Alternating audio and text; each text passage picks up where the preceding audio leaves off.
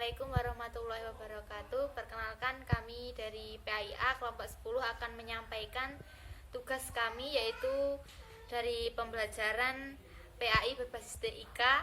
Di sini ada saya sendiri, Lina Fastianti, terus ada Nikma Fadilah Nurhidayah, terus yang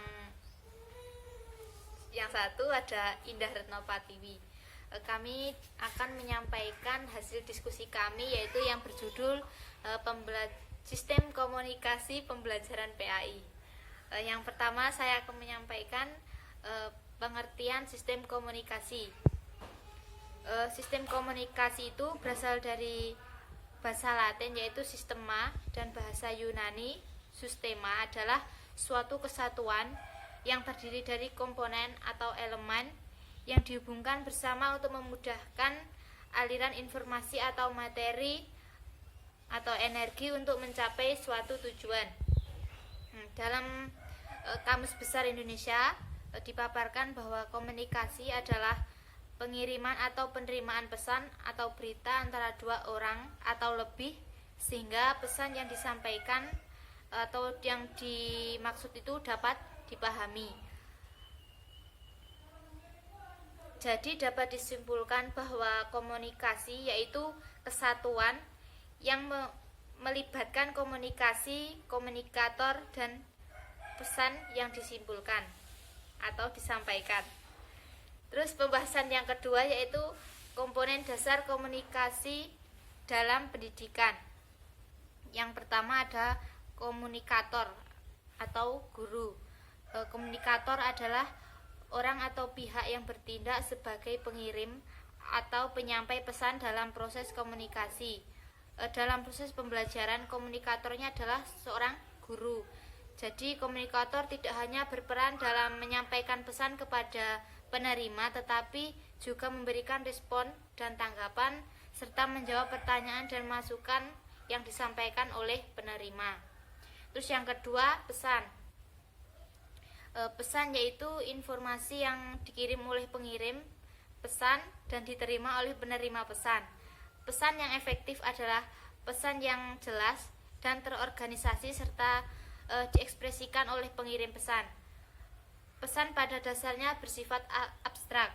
Untuk membuatnya konkret agar dapat dikirim dan diterima oleh komunikan, manusia dengan akal budinya menciptakan sejumlah lambang komunikasi berupa suara, mimik, gerak-gerik, dan bahasa Latin dan lain sebagainya. Terus yang ketiga itu media komunikasi atau saluran. Media alat atau sarana komunikasi seperti koran, majalah, radio, televisi, film, poster, dan lain sebagainya. Terus yang keempat yaitu komunikasi atau penerima pesan. Komunikasi adalah salah satu penerima pesan dari proses komunikasi. Oleh karena itu, unsur komunikasi dalam proses komunikasi tidak boleh diabaikan, sebab berhasil tidaknya suatu proses komunikasi salah satunya ditentukan oleh unsur komunikan. Pembahasan selanjutnya mengenai bentuk-bentuk komunikasi akan disampaikan oleh Mbak Nikma Fadilah. Ya, selanjutnya yaitu bentuk-bentuk komunikasi. Menurut Deddy Mulyana, bahwasannya komunikasi dilihat dari pesertanya dibagi menjadi 5, yaitu yang pertama komunikasi intrapribadi, yang kedua komunikasi antar pribadi, yang ketiga komunikasi kelompok, yang keempat komunikasi massa, dan yang kelima yaitu komunikasi organisasi. Yang pertama komunikasi intrapribadi, yaitu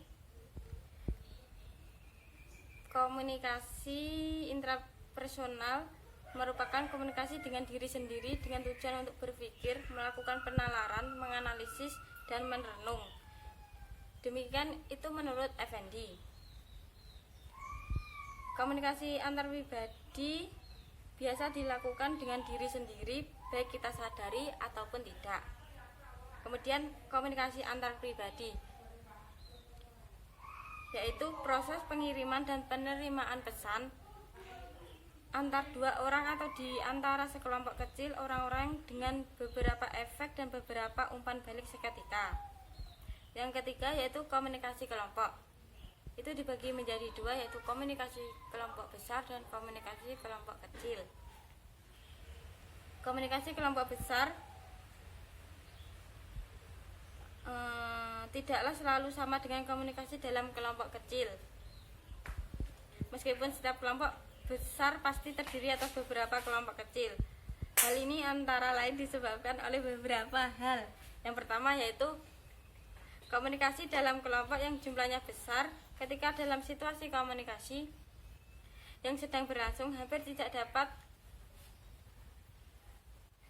terdapat kesempatan untuk memberikan tanggapan secara verbal dan personal, karena sedikit sekali kemungkinan bagi komunitor untuk menjawab pertanyaan atau bertanya jawab. Yang kedua, situasi dialogis hampir tidak ada. Sebaiknya pembicara senantiasa perlu lebih fokus dalam arah pembicaraannya, sehingga pendengar akan dapat mudah mencerna pesan pembicara. Yang kedua yaitu komunikasi dalam kelompok kecil. Sekumpulan perorangan yang relatif kecil yang masing-masing dihubungkan oleh beberapa tujuan yang sama dan mempunyai derajat organisasi tertentu di antara mereka. Contohnya yaitu komunikasi antar manajer dan sekumpulan karyawannya. Yang keempat yaitu komunikasi massa. Produksi dan distribusi secara institusional dan teknologis dari sebagian besar aliran pesan yang dimiliki bersama secara berkelanjutan dalam masyarakat industrial. Komunikasi ini menggunakan media massa baik cetak maupun elektronik yang dikelola oleh suatu lembaga atau orang yang dilembagakan, yang ditujukan kepada sejumlah besar orang yang tersebut di banyak tempat. Yang terakhir yaitu komunikasi organisasi. Terjadi organisasi bersifat formal dan informal dan berlangsung dalam satu jaringan yang lebih besar daripada komunikasi kelompok. Komunikasi organisasi seringkali juga melibatkan komunikasi diadik, komunikasi antar pribadi.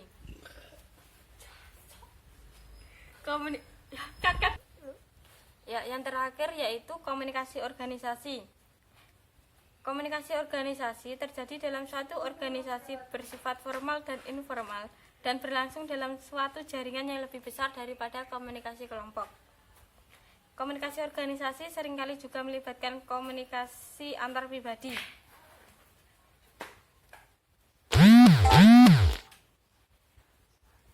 Berdasarkan uraian tentang bentuk-bentuk komunikasi tersebut, maka dapat ditemukan bahwa komunikasi adalah interaksi yang dapat memberikan pemahaman. Dalam sebuah komunikasi ada proses dan usaha untuk memahami dan dipahami. Apabila kita bicara tetapi belum dipahami oleh orang yang diajak bicara, maka dikatakan belum berkomunikasi. Itulah hakikat dari komunikasi. Ya, selanjutnya yaitu fungsi komunikasi dalam pembelajaran PAI yang akan disampaikan oleh Mbak Indah. Saya Indah Retno Pratiwi, saya ingin melanjutkan presentasi dari teman-teman saya, yaitu yang terakhir, fungsi komunikasi dalam pembelajaran PAI.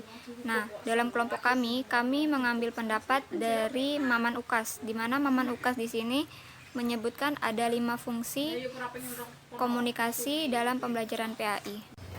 Ya, yang pertama itu ada fungsi informasi.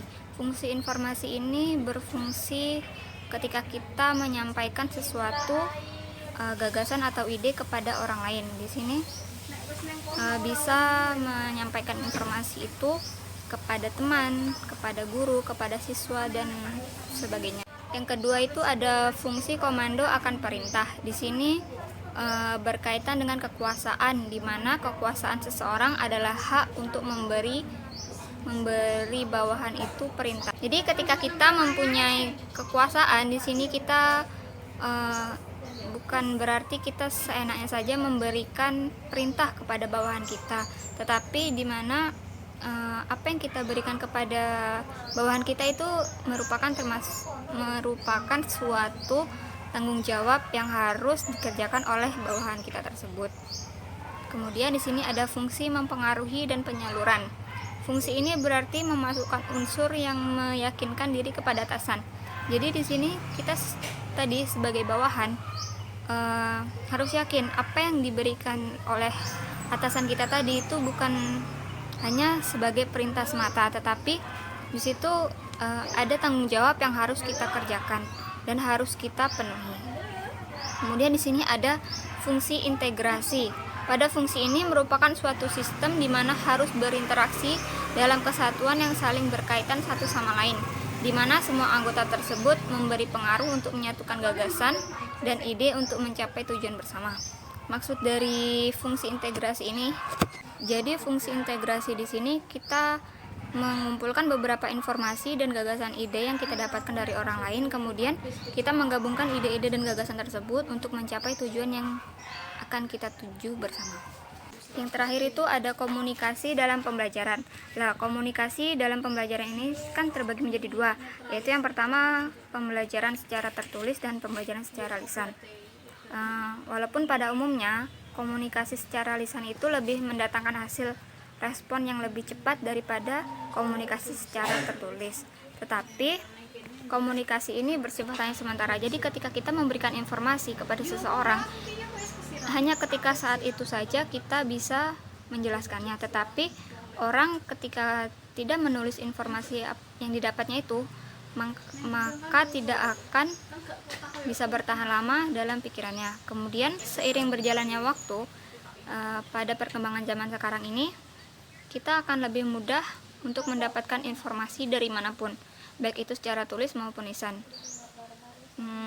Meskipun komunikasi itu secara tulis pun atau secara jarak jauh, itu masih bisa kita dapatkan secara cepat melalui telepon, email, grup WA, dan sebagainya. Mungkin itu yang dapat saya sampaikan. Kurang lebihnya saya mohon maaf. Akhirul kalam. Assalamualaikum warahmatullahi wabarakatuh.